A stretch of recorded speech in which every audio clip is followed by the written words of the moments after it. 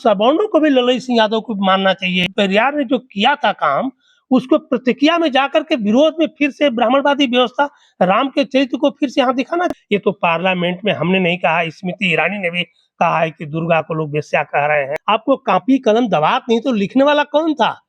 ये जितने कृष्ण में गीता लिखी गई सब काल्पनिक है। रामायण, रामचरितमानस, आप सोच सकते हैं कि वाल्मीकि रामायण में गौतम बुद्ध को गाली दी गई है। जब गौतम को गाली दे रहे हो तो इसका मतलब उनके बाद ही लिखे होंगे ना। तो जो देवी देवता भगवान इंसान के छूने से अपवित्र हो रहे हैं, वो भगवान कैसे हो सकते हैं? मैं तो अपने ब्राह्मणवादी साथियों से ही पूछना चाहता हूँ कि भाई तुम एक नियाद दे दो, 2 साल, 4 साल, 5 साल, 10 साल, अपने बराबर करोगे कि नहीं करोगे? हम बराबरी मांग रहे हैं। हम उच्च भी नहीं तुमसे बनना चाहे, हम बराबरी करोगे कि नहीं? तुम बराबरी कब करोगे? नहीं कर सकते। तुम्हारे परंपरा को, तुम्हारे धर्म को, तुम्हारे व्यवस्था को मैं दुत्कारता हूँ। नहीं चाहिए ऐसी व्यवस्था।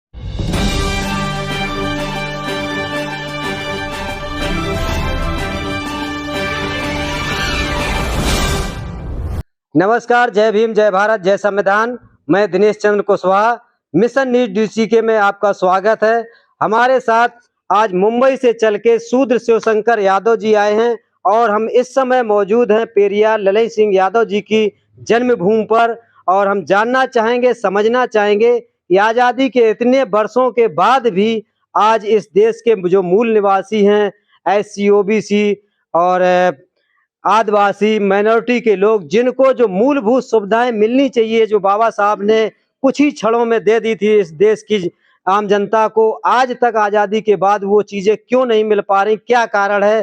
क्योंकि हमारे जो साथ हैं शूद्र शिवशंकर यादव जी, कि आप मुंबई से यहाँ तक चल के आए, आखिर ऐसा क्या कारण है कि आप यहाँ तक आए? तो बहुत बहुत आपका धन्यवाद, साधुवाद यादव जी।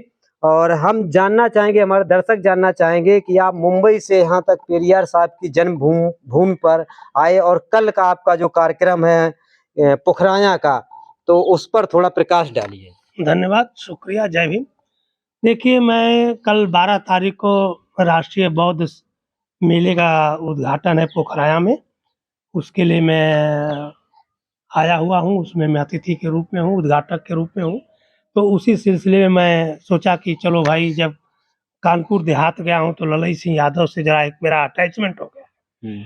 बहुत दिनों से, बहुत सालों से मैं 2-3 बार आ चुका हूँ। तो मैं उस मकसद से भी यहाँ आया और ये भी सुनते आ रहा हूँ कि यहाँ के यादव समाज आज भी, अभी भी ललई सिंह यादव के बारे में पूरी जानकारी नहीं कर पा रहा है, न ले पा रहा है।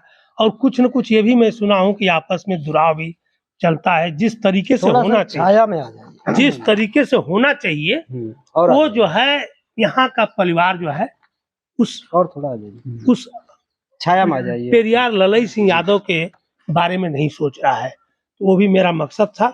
तो ये भी बता दूं कि मैं जब गांव में एंट्री किया हूं, जो आपने जब शुरू कर दिया धार्मिक की बात, तो आज मैं देखा कि यहाँ अखंड रामायण चल रहा है जी, और 24 आवर्स का चल रहा है।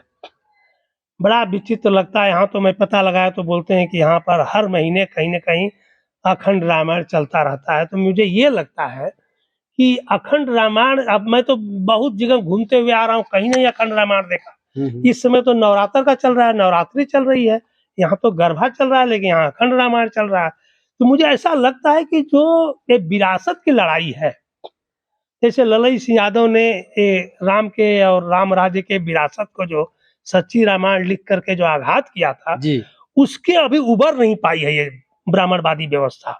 उस क्रांति, उस जो प्रतिक्रिया जो किया है ललई सिंह यादव ने, उसके विरोध में ये आज भी जो है हर तरह से उसको लाने की कोशिश कर रहे हैं। क्योंकि पिछली बार मैं आया था एक बार, 2 साल पहले, तो यहाँ पर देखा था कि ललई सिंह यादव के मकान के ऊपर कृष्ण भगवान का एक बहुत बड़ी टाइल लगी थी। वो हमने अपने चैनल पर दिखाया भी था, तो मैंने उसको निकलवाया भी था।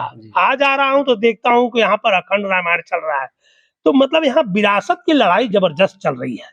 एक तरफ वो यथास्थिति स्थिति जो ब्राह्मणवादी व्यवस्था है उसको बनाए रखना चाहते हैं, और हम लोग जैसे आजकल के जो अम्बेडकरवादी हैं, चाहे पेरियार ललई सिंह यादव को मानने वाले लोग हैं, जो समतावादी हैं, समानतावादी हैं, संविधान को मानने वाले, हम तो कह रहे हैं कि अम्बेडकर को ना मानो, ललई सिंह को ना मानो, लेकिन संविधान को मानने वालों की बात है। अगर संविधान को मान लिया तो आपने अम्बेडकर को मान लिया, ललई को मान लिया। तो संविधान को मानने वाले और ये मनुवाद के मानने वालों के बीच में इस समय बहुत जबरदस्त संघर्ष चल रहा है। ये हमें और आपको दिखाई नहीं दे रहा है, जी। लेकिन अब बताइए कि आज के दिन अखंड रामायण की क्या जरूरत है? और पता लगा तो बोलता हर महीने चलता है यहाँ। और जबकि कोई- ये वो भूमि है जहाँ से पेरियार साहब निकल के गए, जिन्होंने पूरे देश में एक मैसेज दिया सच्ची रामायण के माध्यम से। उस गांव में इस उस तरह की गाँव घटनाएं हो रही हैं। तो हम तो वह कहें कि यहाँ का तो ब्राह्मण को भी ललित सिंह यादव को इज्जत देना चाहिए कि जिसने कि इस गांव का पूरे विश्व में नाम कमा दिया है, पूरे देश में नाम है। तो यहाँ तो सवर्णों को भी ललित सिंह यादव को मानना चाहिए, सम्मान देना चाहिए, इज्जत देना चाहिए। लेकिन यहाँ तो उल्टा हो रहा है। यहाँ तो उसके जो पेरियार ने जो किया था काम, उसको प्रतिक्रिया में जाकर के विरोध में फिर से ब्राह्मणवादी व्यवस्था राम के चरित्र को फिर से यहाँ दिखाना चाहते हैं। तो ये हम तो जानते हैं कि भाई ये विरासत की लड़ाई है, समानता की और विचारधारा की असमानता लड़ाई नहीं है, विचारधारा विरासत की। विरासत को फिर से लाना चाहते हैं और हम लोग जो है उस विरासत से विरोध में खड़े हो रहे हैं। आपने दूसरा चीज एक और पूछा कि इस समय चल रहा है आपके नवरात्र। जी देखिए ये नवरात्र जो चल रहा है, दुर्गा जी को कहते हैं कि महिषासुर को मारा है, जी एक राक्षस को मारा है और ये जग जाहिर हुआ। जेएनयू में पहली बार जो है महिषासुर दिवस मनाया गया। इवन पार्लियामेंट में भी इसकी बात उठी है। मैं उस पर जाऊंगा तो लोग उल्टा सीधा बोल देंगे दुर्गा को क्या क्या कहा गया है। ये तो पार्लियामेंट में हमने नहीं कहा, स्मृति ईरानी ने भी कहा है कि दुर्गा को लोग वेश्या कह रहे हैं, तब मना रहे हैं। तो ये हम तो नहीं, लेकिन सवाल ये है कि जब महिषासुर को सभी लोग जानते हैं कि वो भैंस रखा था, उसका शकल सूरत जो है यादवों की तरह मिलता है। इवन देन जो आपके श्री कृष्ण जो जिसको हम भगवान कहते हैं, हम तो भगवान नहीं मानते हैं, लेकिन श्री कृष्ण जो थे उनका जो लड़का प्रद्युम्न था उसकी भी शादी जो है बाली के लड़की से हुई है। तो श्री कृष्ण, महिषासुर और बाली ये सब तो एक ही परिवार के थे। ये यहाँ के ओरिजिनल मूल निवासी हैं, सब असुर थे। ये तो कृष्ण को जो है, जैसे कि एक समय आया कि जब हिंदू धर्म के लोग मुसलमान बनने लगे, क्रिश्चियन बनने लगे, तो सभी हिंदुओं को जो है चेतना लाने के लिए उनको तरह तरह के नाम बदल करके, यादवों को भी सभी जातियों का नाम बदला गया। उनको जो है पूरा जनेऊ प्रसाद देने लगे, सबको इज्जत देने लगे लोग कि अब लोग हिंदू छोड़ करके लोग न बने। उसी प्रोसेस में इन्होंने भगवान पैदा करके दे दिया है। पहले भगवान थोड़े थे। भगवान का कहीं कृष्ण का भगवान कहीं भी खुदाई करो, कहीं कृष्ण की मूर्ति मिलती है। ये तो 8वीं सदी के बाद जो है ये हिंदू धर्म के पतन होने लगा। और उसमें जो पतन का कारण भी है कि एक समाज को तुमने 85% समाज को, जिसको हम शूद्र कहते हैं, तुमने नीच, दुष्ट, पापी और क्या क्या कहा है। अब बताइए ये समाज में जो आदमी धर्म में, एक ही धर्म में आप किसी को नीच, दुष्ट, पापी कह रहे हो और उसी को गाली दे रहे हो, तो आपके धर्म के साथ कैसा टिका रह जाएगा? आपने कहा कि कृष्ण की और राम की जो खुदाई में मूर्तियां नहीं निकलती हैं, तो और तथागत बुद्ध की मूर्तियां निकलती हैं, अशोक सम्राट के प्रतीक चिन्ह निकलते हैं खुदाई में। तो आपका क्या कहने का मतलब है, अशोक सम्राट और तथागत भगवान बुद्ध पहले थे और कृष्ण बाद के थे? हाँ, ये एकदम 100% प्रमाण है। 2000 साल पहले जो है ये पूरा बौद्ध, यहाँ तक कि अफगानिस्तान, आधा जो एशिया और आपके सब जो है बौद्ध काल ही था। बौद्ध का पतन तो पुष्यमित्र सिंह ने किया है। उसके बाद से जो है मनुस्मृति रख करके और सभी बौद्धों को गुलाम बना करके एक मनुस्मृति है कि इससे बहुत बड़ा एक षड्यंत्र। आप देखिए एक चीज और कहता हूँ, ये 1000-2000 साल पहले से ही हमारे देश में सिर्फ जो है, लेकिन कुछ पंडा पुजारी लोग बताते हैं कि करोड़ों वर्ष पहले द्वापर और सतयुग, कलयुग में ये सब लोग त्रेता में पैदा हुए, तो इनका तो हजारों लाखों वर्ष पहले का दिखाया जा रहा है। देखिए हो ही नहीं सकता। मुश्किल से 1000 साल पहले, 2000 साल पहले आपको कॉपी कलम दवात नहीं तो लिखने वाला कौन था? ये जितने कृष्ण में गीता लिखी गई सब काल्पनिक है। रामायण, रामचरितमानस, आप सोच सकते हैं कि वाल्मीकि रामायण में गौतम बुद्ध को गाली दी गई है। जब गौतम को गाली दे रहे हो तो इसका मतलब उनके बाद ही लिखे होंगे ना। ये तो और एक और आपको प्रमाण देना चाहता हूँ कि ये आपने इसका नाम, श्रवण कुमार का नाम सुना होगा। श्रवण कुमार अपने माँ बाप को 4 धाम की तीर्थ यात्रा पर लेके जा रहा है और 4 धाम के तीर्थ यात्रा 820 में शंकराचार्य ने स्थापित किया है। तो जब शंकराचार्य 4 धाम स्थापना कर रहे हैं और श्रवण कुमार अपने माँ बाप को वहां ले जा रहा है और जब दशरथ वहां उसको बाण मार रहे हैं, तो इसका मतलब 880 के बाद ही ये दशरथ पैदा हुए ना। 3000 साल कहाँ से आ गए? तो ये सब 800 ईस्वी के बाद ही सब लिखा गया है। तो ये वही श्राप जो है दशरथ को जो है श्रवण कुमार के माँ बाप का श्राप भी लगा है। तो ये जो पढ़े लिखे और लोग खुद हैं, अपनी ही भाषा में लिखा, हम नहीं लिख रहे हैं, उन्हीं की लिखी हुई बातों को हम कह रहे हैं तो लोग मानते भी नहीं है। ये जो पढ़े लिखे लोग हैं, पीएचडी वगैरह डॉक्टर इंजीनियर बने लोग, अगर ये कृष्ण को राम को पूजते हैं तो क्या इनको जानकारी नहीं, इन्होंने पढ़ा नहीं है इनके? देखिए हमारे देश में अभी तक शिक्षा, मैं खुद था, मैं बीएससी टॉपर था, even high school inter BSc top किया। टॉपर होने के बाद मैं हनुमान का भक्त था, क्योंकि हमें शिक्षा में जो है ये ब्राह्मणवादी व्यवस्था के खिलाफ कभी पढ़ाया नहीं गया। हमें तो कब पढ़ने को मिलेगा जब बाबा साहब के साहित्य पढ़ो, ललई सिंह की पढ़ो, कबीर की पढ़ो, संत रविदास की पढ़ो, तब जो इन्होंने तो ये यथास्थिति बनाए रखने के लिए इस व्यवस्था को ही, व्यवस्था के अंदर ही पाखंड, अंधविश्वास, झूठ फरेब सब हमको पढ़ाया। आप बताइए, कहते हैं सीता स्वयंवर, सीता का स्वयंवर कहाँ हुआ? स्वयंवर का मतलब अपनी इच्छा से होता है ना, वहां तो आपने शर्त लगा दिया कि जो धनुष तोड़ेगा वही जो है सीता से शादी करेगा। सीता स्वयंवर, फिर ये आपके समुद्र मंथन, अरे दुनिया भर के कहते हैं कि सूर्य जो है रथ के साथ चलता है, रथ समेत रवि था, दुनिया, अब कितना कहूँ, वो सब कहने जाएंगे तो पूरा बहुत बड़ा इनके खिलाफ पाखंड। तो हम लोग को यही पढ़ाया गया ना, हम लोग को। बताइए आप, एक और बच्चों को पढ़ाया जा रहा है कि गंगा को भगीरथ ने लाया, तो है ना, अभी भी है ना, गंगा को भगीरथ अपनी जटा से लाया। और वही भूगोल में लड़का पढ़ता है कि जब बहुत बारिश हुई है पूरे विश्व में, पहाड़ों बारिश बढ़ते बढ़ते नदी बन गई है। हमारे पृथ्वी पर सबसे पहले नदी आए हैं, पहाड़ आए हैं, समुद्र आए हैं, उसके बाद सृष्टि आई है, उसके बाद इंसान। अरे गंगा में भगीरथ का बाप भी डुबकी लगाता था, तो भगीरथ कैसे ला सकता है? ये हमारे लोग, पढ़े लिखे लोग भी नहीं समझ पा रहे हैं, और उनको समझाने की कोशिश। एक सबसे बड़ा सवाल जानते हैं, जो पढ़े लिखे लोग हैं ना जी, जिनको आईएएस आईपीएस आईटीएस कह रहे हैं ना, एक परंपरा नाम ढो लिया है, परंपरा है। कहते हैं भाई ये गलत है, तो बोलते हैं क्या फर्क पड़ेगा यार, पहले से चला आ रहा है, क्या बिगड़ जाएगा? अरे भाई तुम कितना बिगड़ रहा है तुम्हें नहीं मालूम, तुम्हारा आने वाली औलाद बिगड़ रही है। हम कहता हूँ, एक जगह ऐसे ही सवाल, एक आईएएस से हो गई हमारी जी, बोलते क्या बिगड़ जाएगा अगर हम परंपरा को ढो रहे हैं? ये बिगड़ जाएगा, तुम्हारे आने वाली औलाद कोई साइंटिस्ट नहीं बनेगा, वैज्ञानिक नहीं बनेगा, रिसर्चर नहीं। हाँ, तो मैं उसे सवाल कर दिया कि हजारों करोड़ रिसर्च है कि नहीं है विश्व में, हजारों करोड़ रिसर्च, मेडिसिन में दीजिए, इंडस्ट्री में जाइए, कलकारखाना में जाइए, मोबाइल में जाइए, हजारों मोबाइल में हजारों वैज्ञानिक रिसर्च किया है ना। एक डब्बे से, इतना बड़ा डब्बा था ना, ऐसे चला जाता था रिंग। आज क्या हालत है आपके सामने है, तो उसमें सैकड़ों रिसर्च है। ये रिसर्च किसकी देन है? क्या भारतवासियों का है? तो भारतवासी, जब तुम परंपरा चलाओगे ना, तो मंदिर में घंटा बजाओगे और भिखारी बनोगे, वैज्ञानिक रिसर्चर नहीं बन सकते। परंपरा के हिसाब से अगर कहा जाए, जो लोग परंपरा की बात करते हैं, तो परंपरा के हिसाब से हमारे जो पुरखा थे, बुजुर्ग थे, वो चप्पल जूता भी नहीं पहनते थे, अच्छे कपड़े भी नहीं पहनते थे, चश्मा टाई मोबाइल इन चीजों का, आधुनिक चीजों का इस्तेमाल नहीं करते। तो परंपरा वही होनी चाहिए ना, तो फिर ये नई नई टेक्नोलॉजी पढ़े लिखे लोग क्यों यूज करते हैं? अरे परंपरा तो कहिए कि 1000 साल पहले कोई रिश्ता ही नहीं था, इवन कोई कपड़ा नहीं था, सब लोग नंगे रहते थे। आज भी बताओ, हमारे देश की बात कर रहा हूँ, परंपरा निभाना तो निभा रहे हैं बहुत से लोग। हमारे देश में सेटेलाइट आइलैंड है, वहां के लोग आज भी नंगे रहते हैं। जब ऑस्ट्रेलिया में सुनामी, तब जाके पता चला है।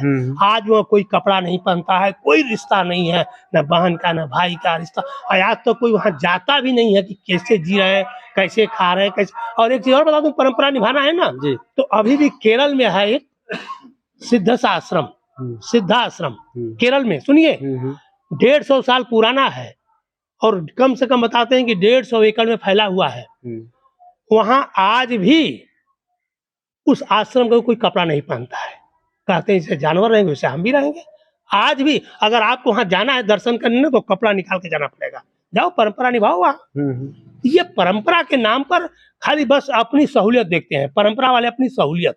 जहाँ फायदा होता है वहां परंपरा बदल देते हैं, जहाँ कोई नुकसान नहीं है वहां परंपरा चलाते हैं। अच्छा, एक सवाल और आपसे, पोखराया जाने का आपका कार्यक्रम क्यों बना? आखिर ऐसा पोखराया में क्या है खास?